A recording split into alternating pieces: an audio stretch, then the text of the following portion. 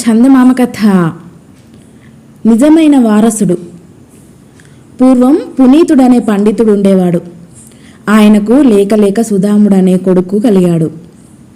వాడు వట్టి తెలివి తక్కువవాడు. చదువు ఏమాత్రమూ అబ్బకపోయినా అవలక్షణాలన్నీ పట్టుబడ్డాయి. పునీతుడికి ఇల్లు, వాకిలి, డబ్బు ఉంది. కానీ సుధాముడు తండ్రి బతికి ఉండగానే డబ్బంతా అల్లరి చిల్లరగా ఖర్చు చేయసాగాడు. పెళ్లి చేస్తే పిల్లలు పుట్టుకొచ్చినాకనైనా సుధాముడు ఇంటి పట్టున ఉండి బాగుపడతాడేమోనని తండ్రి అతనికి ఎంతో చక్కటి పిల్లను తెచ్చి వివాహం చేశాడు. సుధాముడికి పిల్లలు కూడా పుట్టారు. కానీ మనిషి ఆవగింజంతైనా మారలేదు. కొడుకు బాగుపడే గీత లేదనే విచారంతో మంచం పట్టి కొంతకాలానికి పునీతుడు మరణించాడు. తండ్రి అడ్డం తొలగగానే సుధాముడు మరింత విజృంభించి మిగిలిన ధనమంతా కర్పూరంలాగా మాయం చేశాడు. అతనికి ఇల్లు, దొడ్డి మిగిలాయి. సుధాముడు వాటిని ఒక కోమటి శెట్టికి విక్రయించి ఇక ఆ ఊళ్ళో ఉండటానికి మొహం చెల్లక భార్యాబిడ్డలతో ఎటో వెళ్ళిపోయాడు. ఎక్కడికి వెళ్ళినా సుధాముడిని దురదృష్టం వెంటాడింది. చివరకు భిక్షాటన చేసి జీవిస్తూ సుధాముడు దిక్కులేని చోట చనిపోయాడు. సుధాముడి ఇల్లు కొన్న శెట్టికి కూడా కాలం కలిసి రాలేదు. వ్యాపారంలో చాలా నష్టం వచ్చింది. ఆఖరు రోజులలో ఆయనకు ఈ ఇల్లు, దొడ్డి మాత్రమే మిగిలాయి.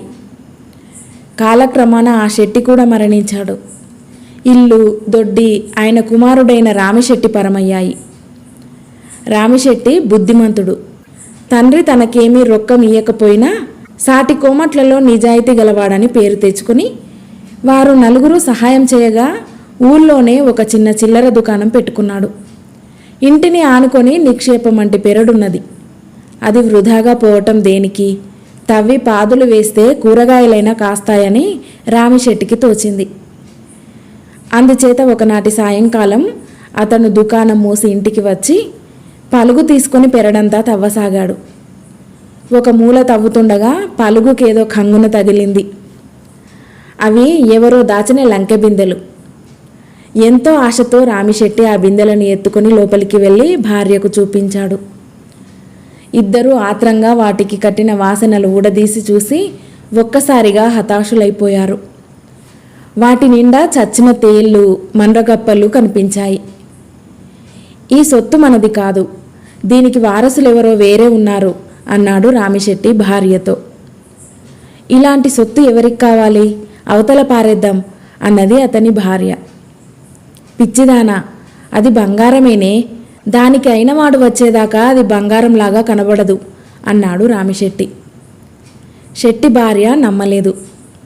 బంగారమైతే ఒకళ్ళకి కాకపోతే ఒకళ్ళకైనా బంగారంలాగా కనబడదా? అందరికీ తేళ్లలాగా కనిపిస్తే అప్పుడైనా పారేస్తారా అన్నదావిడ భర్తతో. ఇది శెట్టికి మంచి ఉపాయంగానే తోచింది.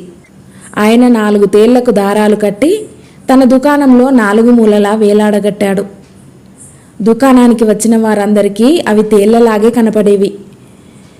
ఏం శెట్టి, దుకాణంలో చచ్చిన తేళ్లు వేలాడగట్టావేమయ్యా అని అందరూ అడిగేవారు. బీదవాణ్ణి, మరేం చేయమన్నారు? తేలు మహాలక్ష్మి అని ఎవరో అంటే పోనీ కదా అని కట్టా అనేవాడు శెట్టి. లక్ష్మి ఎత్తుకుంటుందేమో, ఎవరు చూశారు అని వాళ్ళు వెళ్ళిపోయేవారు. కొంతకాలం అయ్యాక ఆ దుకాణానికి సుధాముడి ఆఖరు కొడుకు వచ్చి కొన్ని స్వయంపాకం వస్తువులిమ్మని అడిగాడు. రామిశెట్టి వాటిని కట్టి ఇస్తుండగా ఆ యువకుడు తల ఎత్తి 4 మూలలు చూసి, శెట్టిగారు చాలా ధనికుల్లాగుంది, విలువైన బంగారు నగలను దారాలు పెట్టి వేలగట్టారు. బంగారం అంత ఎక్కువగా ఉంటే నాబోటి పేదవాన్ని పిలిచి దానమియ్యకూడదా అన్నాడు నవ్వుతూ. రామిశెట్టి ఉలిక్కిపడ్డాడు. అంతకంటే నా బాబు, ఇంటి నిండా బంగారం మూలుగుతోంది, వచ్చి దానం పట్టండి అంటూ ఆయన లేచాడు. మొదట బ్రాహ్మణ యువకుడు శెట్టి మాటలు నమ్మలేదు. కానీ శెట్టి, నవ్వులాట కాదు బాబు, రండి దానం పట్టండి అన్నాడు మళ్ళీ. బ్రాహ్మడు శెట్టి వెంట వెళ్ళాడు.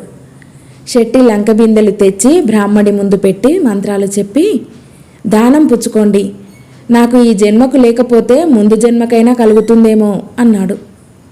బ్రాహ్మడు దానం పుచ్చుకొని 2 బిందెలు తెరిచి చూశాడు. రెంటి నిండా బంగారం. శెట్టి ఇంత బంగారాన్ని తనకు ఎందుకు దానం ఇచ్చేశాడో ఆ యువకుడికి అర్థం కాలేదు. శెట్టి ఇల్లు చాలా బీదగా ఉంది. నువ్వు కొంచెమైనా ఉంచుకోక అంతా నాకెందుకు ఇచ్చావు అని అన్నాడతడు. ఉంచుకోవాలంటే మాత్రం ప్రాప్తం ఉండవద్దా బాబూ అంటూ శెట్టి జరిగిన సంగతంతా చెప్పాడు. అంతా విని బ్రాహ్మణ కుర్రవాడు ఆశ్చర్యంగా, అయితే ఈ ఇల్లు మాదేనన్నమాట. మా తాతగారిది ఊరే.